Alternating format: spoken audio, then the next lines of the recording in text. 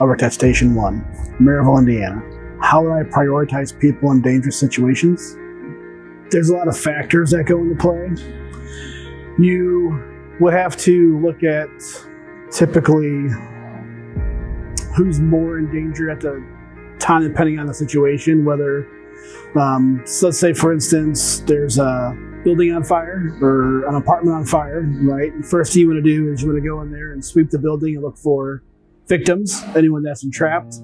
Obviously, they're more at risk, so you'd want to try to get them out first before you do any sort of fireground operations.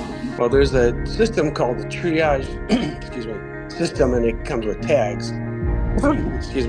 It's used throughout the country, and there's different colors, and these colors represent the injuries that you may have. For example, a red tag is an immediate transport. You're treated by the paramedics, and then you are taken to a hospital rapidly for surgery and further care. Black is what it is. That means they're unsurvivable. So even if they're still alive, they have a low chance of surviving. You put on black. There's a yellow tag, which means your transportation and treatment can be delayed. It's non-life-threatening. You're not going to die from the injury that you sustained from that accident. And then green are the ones who are walking around who maybe just need like a triage. The triad system is the most common across the United States, which uses severity of injury to determine who gets treated first. This system is used for patients above the age of 8. The system can be used in under 60 seconds with pulse, bleeding, and respiratory rate being taken into consideration. I did have a part when I was in administration to help write protocols. I know they are based on the best possible outcome and current data that we have to make those decisions. They do give you a path to follow, but every situation is fluid, which changes all the time. So the protocols are a great thing to have. There are other protocols across the country as well. New York and Maryland, for example, use the SOFA, Sequential Organ Failure Assessment, to determine who gets priority. This system measures function of the body systems, and patients are assigned a color similar to the triad system. Patients gain points based on their condition and age group, which could prioritize younger patients in certain situations. I can tell you age definitely does play a role.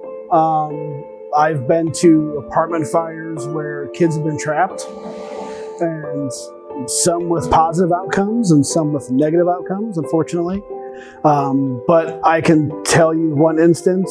It was the middle of the night. We were going to a fire on the north side of town. This is the only time in my career where I felt a fire truck go airborne due to the nature of the call, because there was a kid trapped, happened to be a 14-year-old middle school student who unfortunately did not make it, but it does play a role. Condition-wise, sometimes the decision's already been made for you, depending on the condition of the incident that you're going to. Something traumatic, there's probably somebody that's not going to survive. That's already been made. That decision has been made for you. If you get to a mass incident where people are extremely hurt or they're on the verge of death, you have to make a decision to help people who are going to survive this tragic incident. So you can't. If someone's not going to make it and they have obvious injuries that they're going to die soon, you have to step over that person to help people you can help. A well-shared view is microageism, the idea that if doctors can extend the life of a young person or an old person, they should help the younger one. In the US, hospitals are required to have emergency plans that cover risk assessment, procedures, testing, and communications to ensure the best outcome. When I was in the fire service, I would say at the time, no, they were not ethically sound. We'll say autism, right? So autism, when I was in the fire service, we were still trying to learn and understand what it is, right? Trying to communicate with people who may be on the autism spectrum, who at the time, we didn't know that they have difficulty in certain situations. Limits on to save others, there are, especially in the fire service.